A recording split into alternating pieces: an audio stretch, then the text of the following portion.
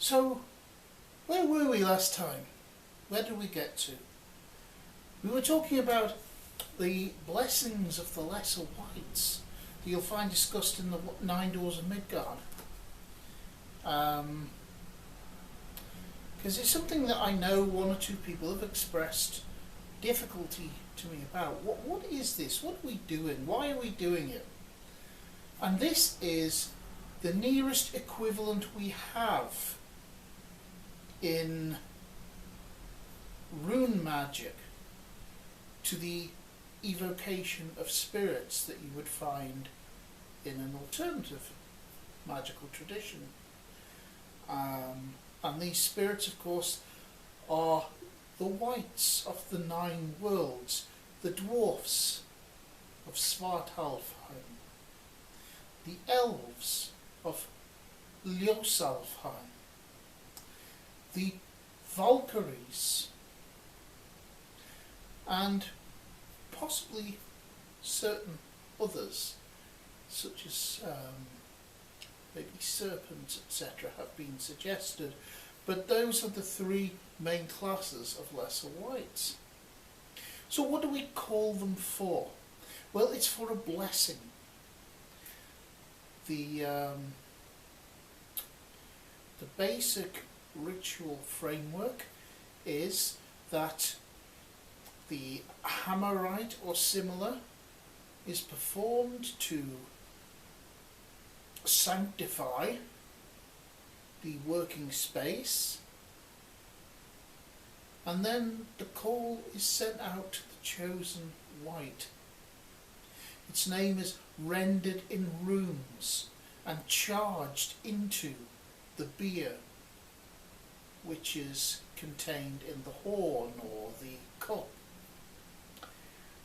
A reading is generally recited from the Eddas or perhaps one of the sagas, something pertinent either to that wight in particular or to its sphere of influence,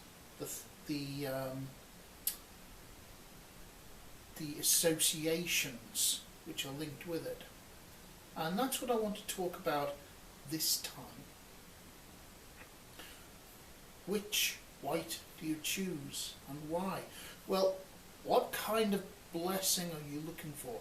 You are offering a blessing and a benediction to the wight by calling upon it, by reciting its principles, its values, and celebrating its person, and offering it a half share of the contents of the drinking horn.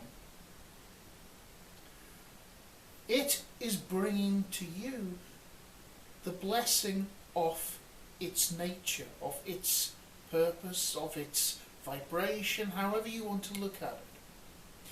How do we know what that is? By looking at its name. Because when you look at the names of the beings recorded in the Eddas and in the sagas, you'll find that they have meanings. Now, you'll find these names particularly in the Poetic Edda in places such as the Voluspa, the Seeress's Prophecy. There will be lists of names of different categories of being. But conveniently, if you're working from the Nine Doors of Midgard, you'll find a selection of wight names under the sixth door, just after the description of the working. Let's have a look at some of these. Here's a selection of dwarf names. How about Dwalin, whose name means one lying in trance?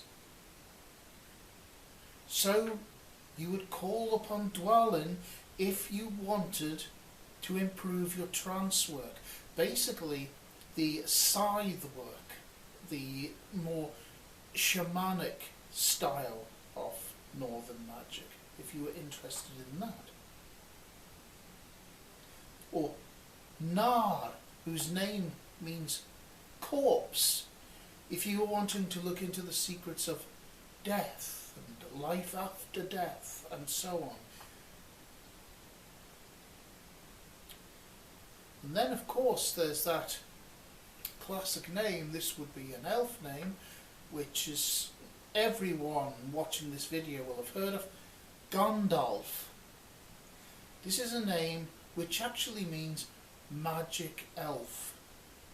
So you could call upon Gandalf for the blessing of inspiration and increased knowledge and facility with the skills necessary for successful magic. And Gandalf would teach those things to you.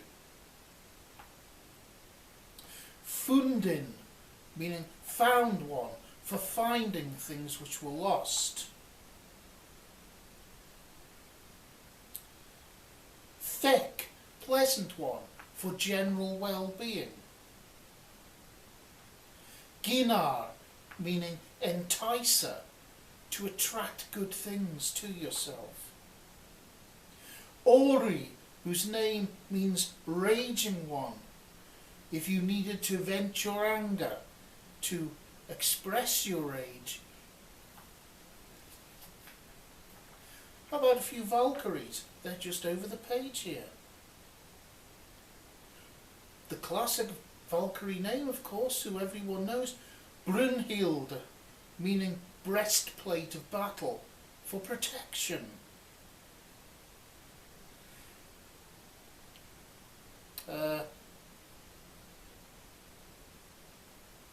Randgrid, shield destroyer, for breaking down the protections of your enemies.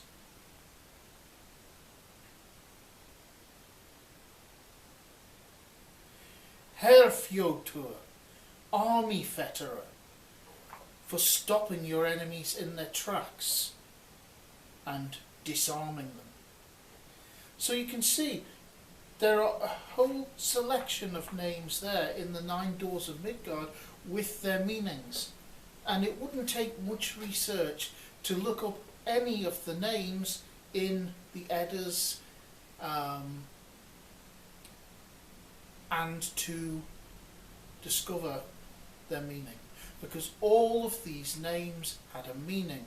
All of these meanings express a, not so much a function, but as an essential purpose, an essence of that particular wight.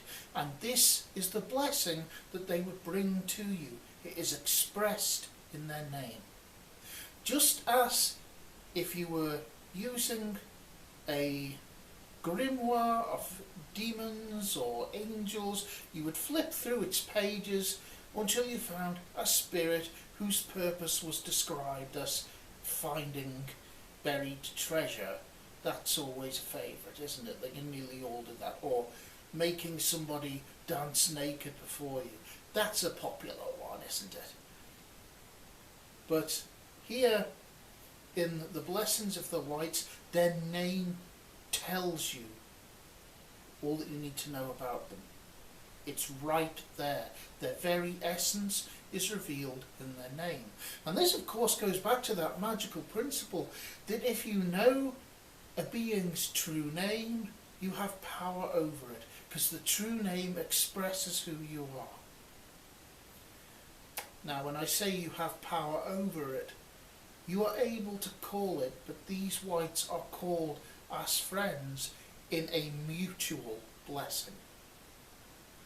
There's no question of giving orders or making demands. This is a mutual blessing, a mutually beneficial arrangement.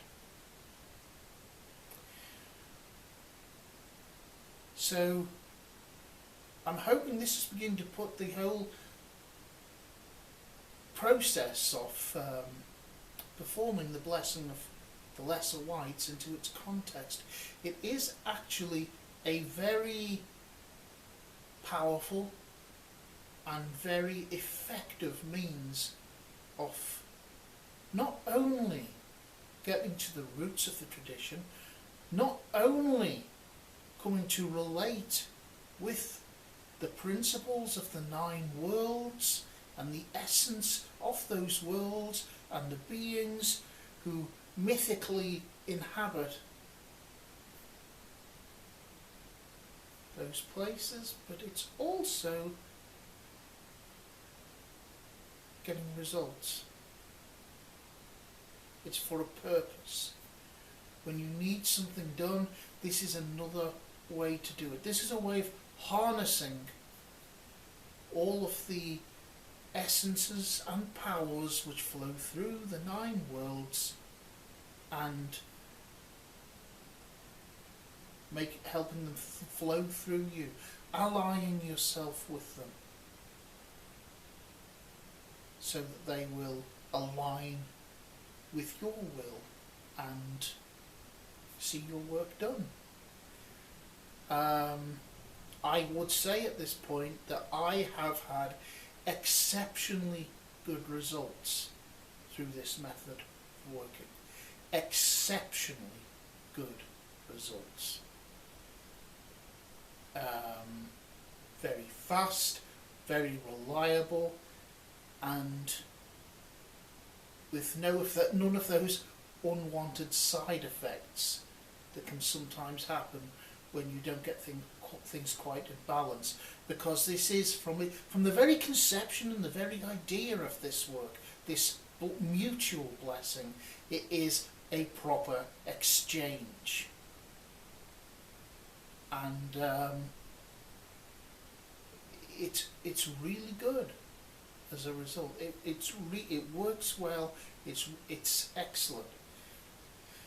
The next question raised by this, of course, is what if you can't find in the sagas, in the stories, in the Eddas, a name of a wight who really suits your purpose? What if there's not one there who really encompasses what you want to do? Are you stuck? Are these the only dwarfs, elves, valkyries there are? Of course not. Of course not. They're the only ones who are named in the stories we have. There are loads more. An infinite number more. So, how do you go about finding one who is not named there? Making a new alliance which will best suit your purpose. Well, we'll talk about that next time, shall we? That'll be a good one. Speak to you again soon. Take care until then.